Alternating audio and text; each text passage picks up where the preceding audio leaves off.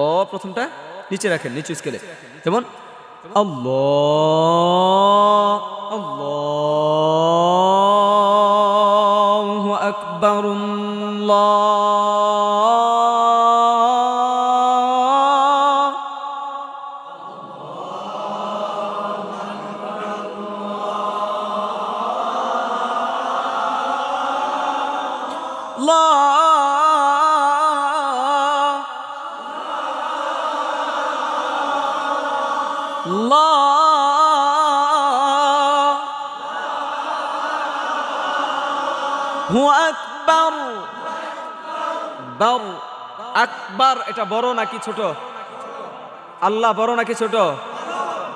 আওয়াজটাও একটু বড়। হু আকবার। তাকবীরের ধ্বনি আস্তে হয় নাকি জোরে হয়?